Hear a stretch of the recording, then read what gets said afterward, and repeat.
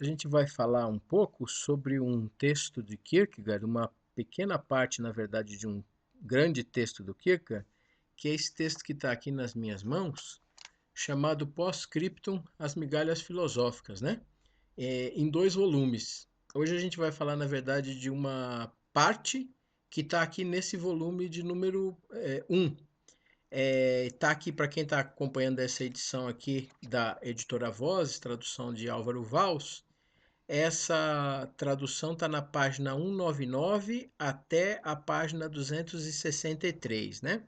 É um texto que leva o título A Verdade Subjetiva, a Interioridade, a verdade é a subjetividade. Então é sobre esse texto que a gente vai falar hoje, né?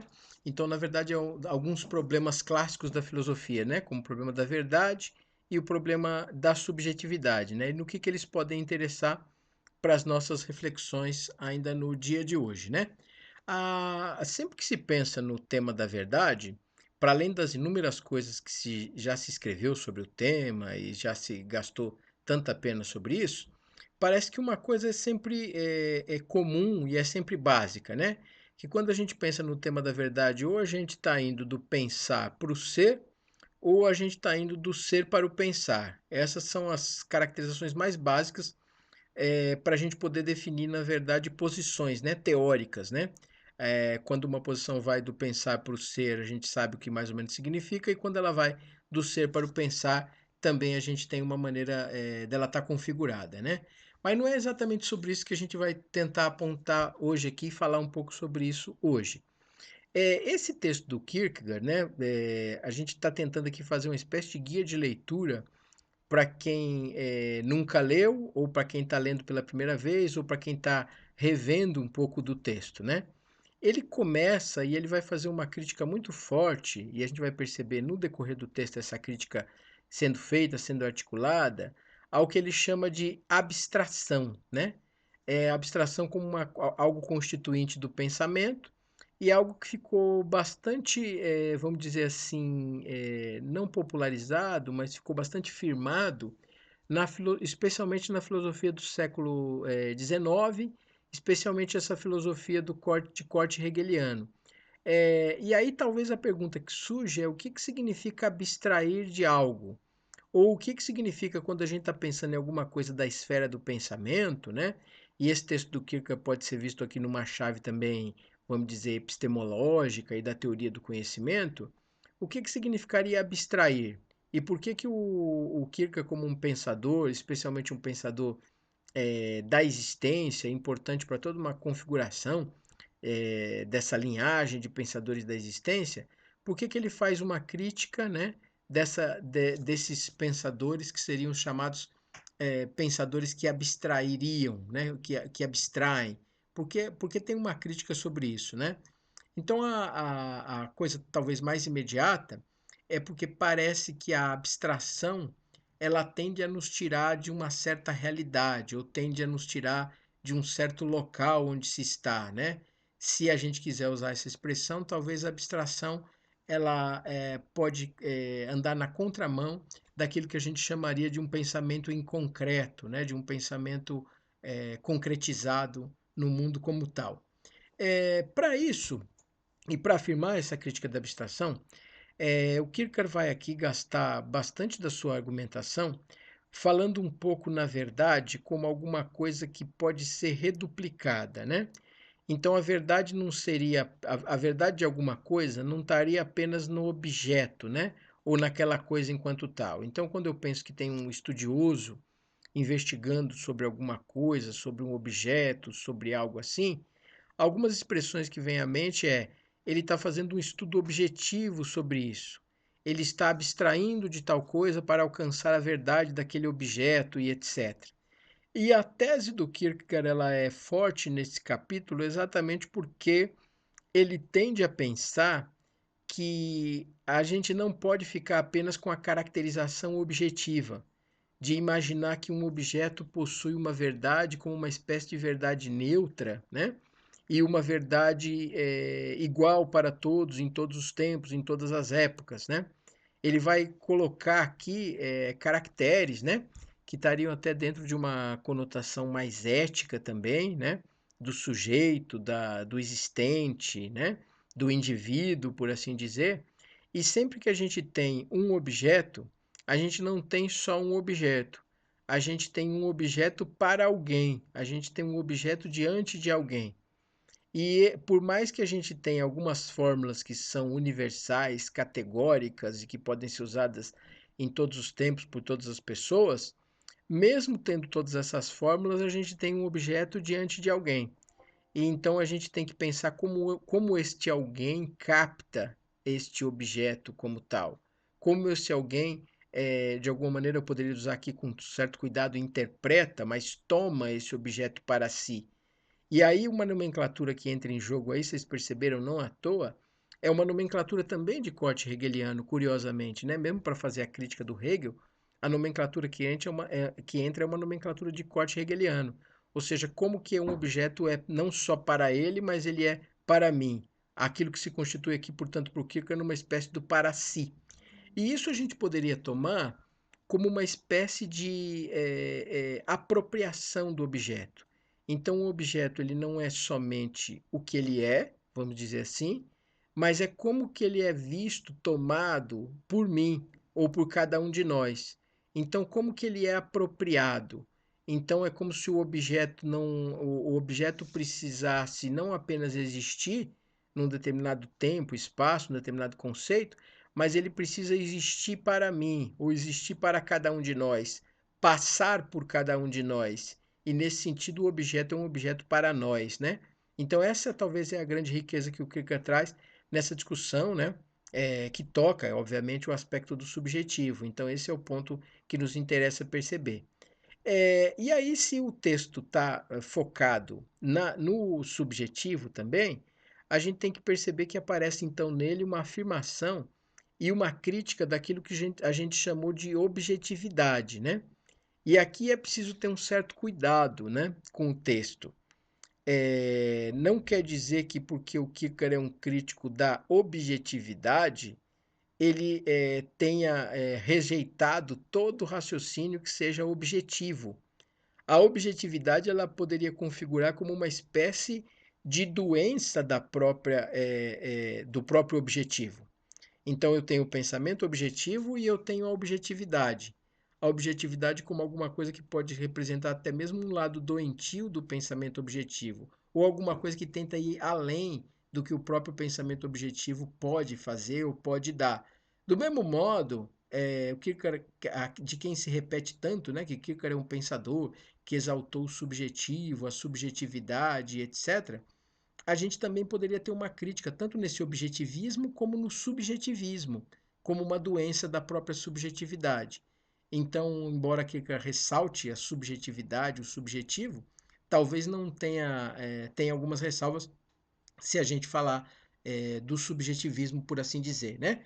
Que o subjetivismo parece que entraria no reino do arbitrário ou no reino daquilo que não tem nenhum controle, nenhum critério, tá? Bom, ponto importante então. Então aparecem um conceito aqui que o Kierkegaard vai explorar muito fortemente, ele usa de maneira igual nesse momento, que é o ressaltar de um conceito de subjetividade e de interioridade. Então, sempre que a gente está diante de um objeto, a gente não está diante de um objeto de maneira neutra, né? A gente não é alguma coisa que não existe, mas nós que somos aqui nesse mundo estamos diante de um objeto com a nossa interioridade e com a nossa subjetividade. Então, o grande dilema para o Kierkegaard é saber como que esse objeto se configura para nós, como nós nos apropriaremos ou não dele. Então, como que se dá esse jogo de apropriação do objeto? E por isso, ele ressalta um tema forte da subjetividade e da interioridade. Notem que o Kierkegaard não está criando um conceito e não está tirando da cartola, né? Duas influências fortes do pensamento do Kierkegaard, uma é a figura do filósofo antigo Sócrates. Então, Sócrates, o filósofo da antiguidade, era o filósofo que a gente costumeiramente diz que é o introdutor, ou pelo menos aquele de quem primeiro se tem notícia que introduziu a subjetividade no mundo ocidental, onde ele coloca critérios como a gente pensar a partir da gente, né? Como a gente pensar aquilo que é para nós, examinar a nós próprios, né? Então, esses critérios colocados por Sócrates talvez tragam uma pergunta, uma colocação sobre a subjetividade, num mundo onde a subjetividade ainda não existia quanto tal, como a gente vai ver depois no período, especialmente do período moderno em diante. Então, a interioridade, a subjetividade tem uma primeira marca no Kierkegaard, vamos dizer assim, na figura do Sócrates. A segunda marca estaria no cristianismo, estaria na figura do Cristo, na interpretação que ele tem da fé cristã, na interpretação que ele tem da tradição cristã, dos textos bíblicos, dos textos sagrados, né? Então o Cristo passa a ser essa outra grande figura da subjetividade. Não à toa a gente pode imaginar aqui até mesmo uma interpretação agustiniana, né? Onde o Agostinho pensa que o que é mais íntimo, a nossa interioridade, né? Como ele ressalta lá nas Confissões, o mais íntimo da nossa interioridade seria essa figura desse Deus, tal como o cristianismo preconiza e defende, né? Então, isso seriam duas referências importantes para a gente pensar na figura da subjetividade a partir do Kierkegaard. Bom, dito isso, um ponto também tem que ser esclarecido, né? Há aqui também, então, nessa posição, uma crítica a uma posição notadamente cartesiana e que fica conhecida como posição cartesiana na história, né? Se a gente pensa, né, e se a gente olha para o Descartes pensou e imaginou, né, e especialmente em alguns dos seus textos isso aparece, a ideia, quando ele pensa no cogito, ele pensa numa espécie de sujeito de pensamento. Mas, ora, o que seria para essa filosofia do Kierkegaard e para boa parte da filosofia da existência usar a expressão sujeito de pensamento? Sujeito de pensamento, na verdade, não seria nada, não poderia ser tomado como nada. Sujeito de pensamento é um inexistente, é uma abstração no grau máximo, é um tipo de objetivação no grau máximo, né?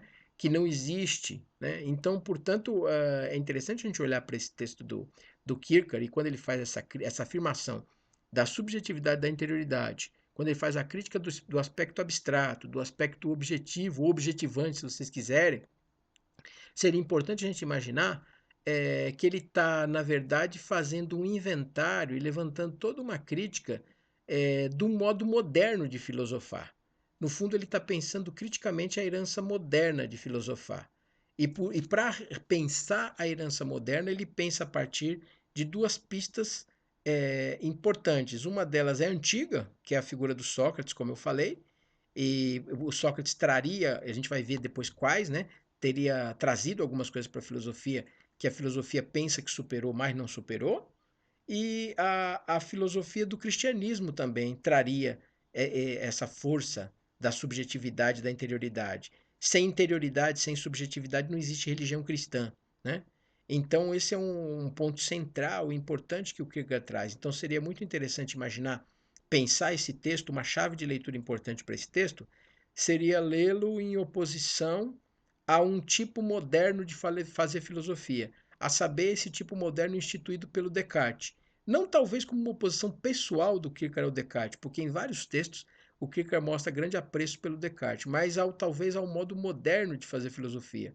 Por isso que a gente vai perceber que em todos os momentos, em vários momentos desse texto, aparece uma expressão aqui que também resulta depois num outro texto que o Kierkegaard escreve, que é a expressão é preciso duvidar de tudo. Essa expressão é uma expressão típica moderna, né?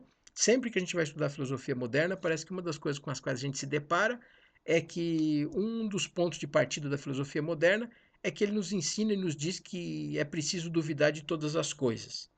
Mas, ao invés de tomar esse ponto de uma maneira passiva, o Kierkegaard vai pensar isso de uma maneira problemática. E ele vai pensar, bom, é preciso duvidar de tudo, mas duvidar é uma operação do pensamento. Mas duvidar é também uma operação de um sujeito existente, de um pensante. Não é de um espírito abstrato, não é de um espírito objetivado, né? Quem duvida sou eu, quem duvida somos nós, quem duvida é João, é José. E aí, ao pensar na dúvida, ele pensa a dúvida a partir dos antigos.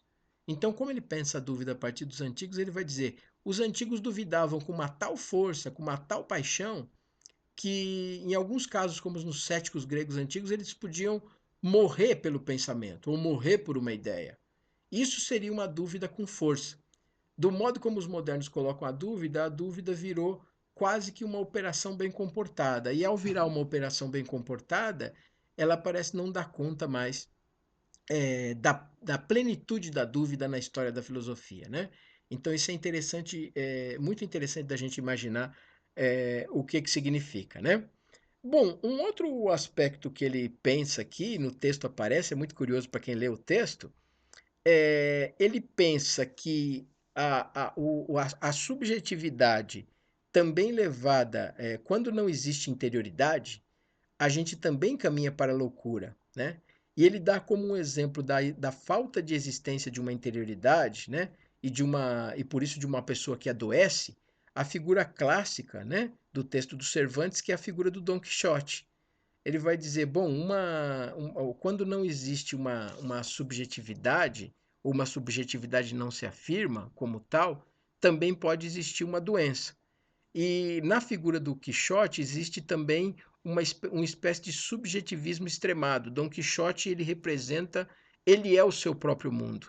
E, portanto, ele não tem mais relação, não tem mais comunicação com o mundo. Ele é o seu próprio mundo. E por isso seria o aspecto doentio. Então, curiosamente, a gente poderia imaginar também, mesmo nesse autor de quem a gente diz que ressalta a subjetividade, que acha que a subjetividade é importante, isso é verdadeiro, mesmo nesse autor aparece a figura de uma espécie de subjetividade doentia, quando a interioridade também adoece, quando ela não é mais algo são, algo enfim, que tenha ligação com o mundo tal como ele é, né?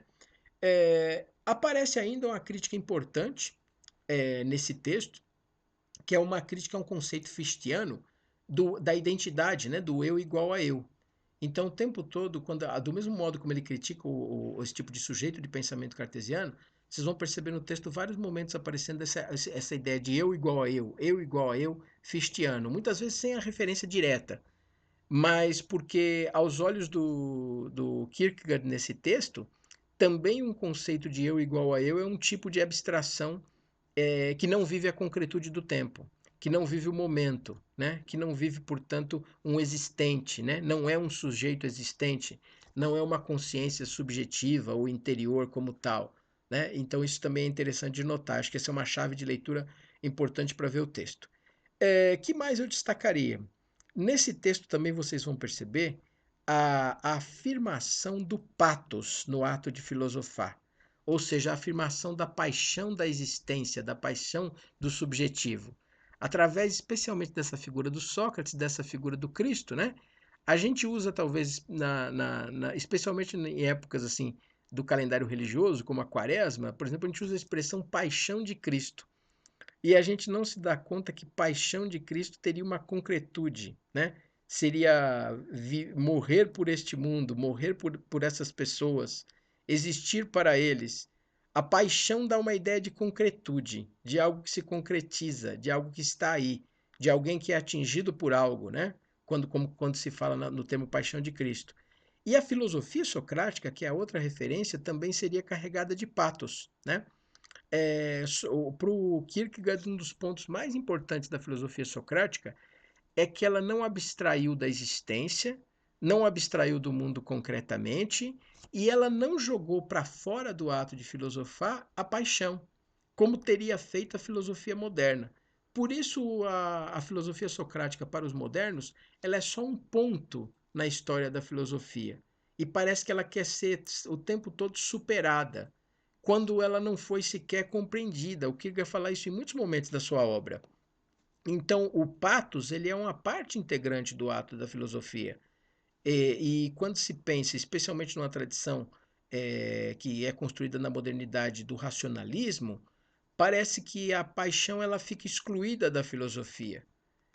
Talvez um exemplo muito curioso disso a gente possa ver num diálogo platônico, que é o banquete, quando todos estão falando sobre o amor e combinaram falar sobre o amor de uma maneira racional. Mas no final do banquete aparece a figura do Alcebiades, apaixonado por Sócrates, e é o único que faz um discurso sobre o amor de maneira apaixonada, porque ele estava apaixonado, e ele estava embriagado. E ao fazer o discurso embriagado e apaixonado, é como se ele quebrasse a estrutura de um discurso que pretendia ser feito todo de maneira racional. Então, o patos é um ato constituinte da filosofia porque é um ato constituinte da vida humana. E todas as vezes que a modernidade corta o patos, é como se ela cortasse uma parte da filosofia. Por isso ela não constrói uma filosofia melhor cortando o patos. Ela, na verdade, mutila a história da filosofia, e é isso que o Kierkegaard relembra aqui nesse texto, especialmente através das figuras do Sócrates, da figura do Cristo, né? Outro ponto importante, conhecer para ele é, portanto, sempre um ato ético. Ético religioso, ele vai dizer. Por que é um ato ético? Porque eu sempre conheço a partir de mim. Então, por isso ele é um ato ético, é feito a partir de mim, é feito a partir de um existente, né? Como ele vai dizer, de uma consciência subjetiva interior.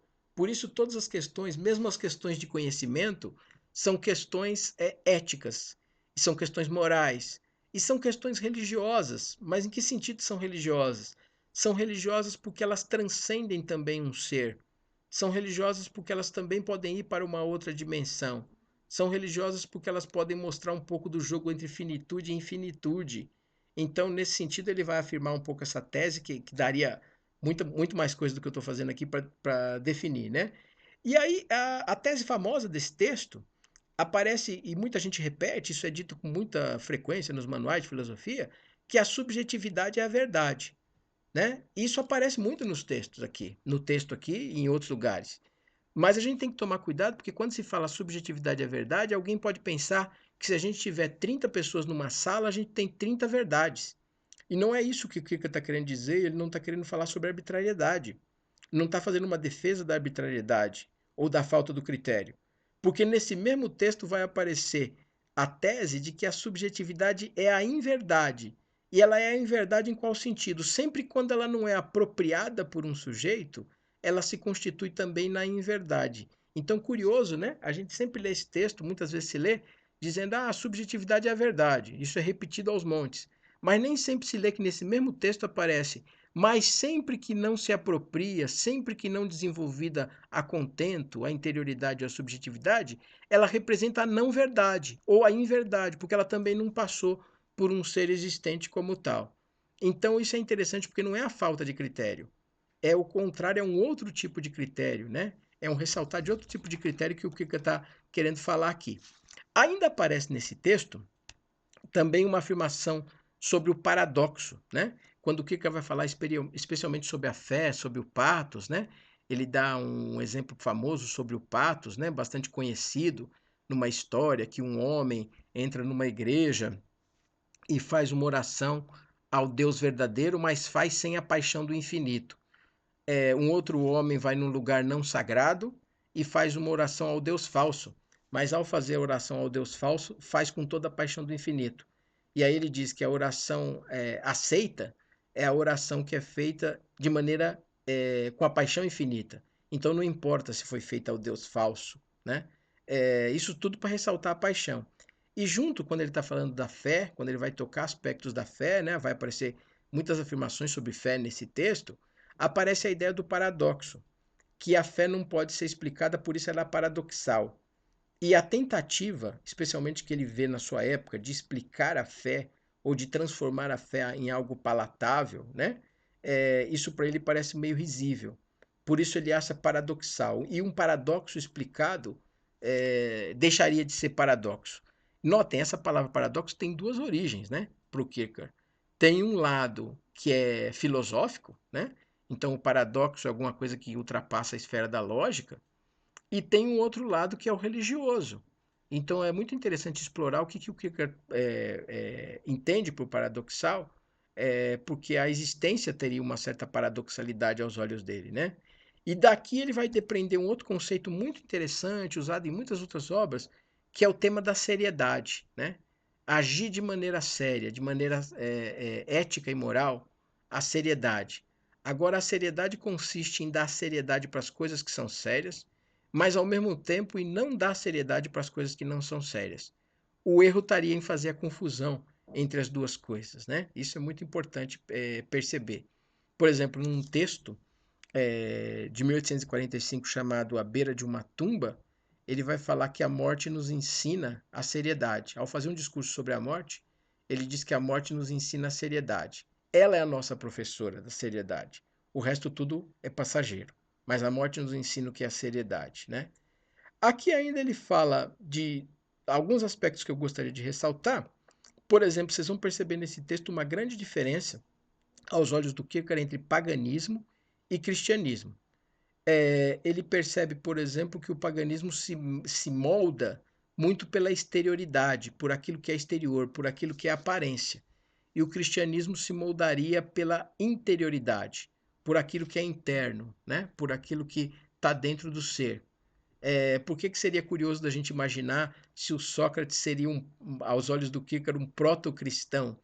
Porque o Sócrates também voltava-se para a interioridade. Ao invés de mostrar uma religião que a polis gostaria de ver, ou que a polis diria, ah, isso sim é religião, o Sócrates fala a partir da sua interioridade, ainda que para isso use a figura do daimon, né? Como uma espécie de intermediário num momento onde a subjetividade ainda não pode ser afirmada. E o cristianismo, portanto, é interioridade. Né? Ele não é para ser visto, não é para outro. O cristianismo é, antes de mais nada, para si. Por isso a gente vai pegar, por exemplo, nos evangelhos exemplos onde, quando aparece a crítica aos fariseus é dada porque eles têm uma religião exterior, para que outros vejam que eles são religiosos. E os textos sempre vão dizer, é preciso saber se eles são religiosos, mas são eles internamente que devem saber da sua consciência religiosa, não são os outros que devem bater palmas e reconhecê-los nos primeiros lugares, né, como religiosos de verdade, né? Por isso toda religiosidade falsa, ela é sempre uma religiosidade que diz para o outro que você é religioso. Uma religiosidade autêntica, ela é muitas vezes silenciosa. Um outro tema muito caro ao Kierkegaard, não à toa, é o tema do silêncio, né? É bom a gente pensar sobre isso. E, por fim, o texto encerra com duas coisas importantes. Falando sobre uma tese importantíssima que é da comunicação indireta, ou seja, a verdade, a subjetividade, né? E essa verdade da subjetividade, da interioridade, e especialmente no âmbito do cristianismo, ela não é comunicada diretamente. O Kierkegaard vai dizer que só um ídolo faz a comunicação direta. O cristianismo é indireto. Ele é indireto exatamente porque ele pressupõe a interioridade, não a exterioridade. Né? Então aqui começa a aparecer uma coisa que vai aparecer em toda a obra do Kierkegaard, a importância da comunicação indireta, que vai ser muito interessante para entender nuances psicológicos, literários na obra do Kierkegaard, né? Isso aparece aqui bastante. E aí ele termina o texto dizendo que ele quer fazer, no fundo, uma escalada da estética para a ética, né? Ou seja, mostrar como que esse ser estético, o da aparência, agora tem que ser um ser da vida, da posição, né? De uma tomada de posição e, portanto, um ser ético por excelência, tá? Enfim, a ideia era só dar algumas pinceladas para ajudar na leitura e para ajudar um pouco a gente a caminhar com alguma interpretação sobre esse texto, tá bem? Então, até o próximo. No próximo, a gente continua falando mais do Kierkegaard.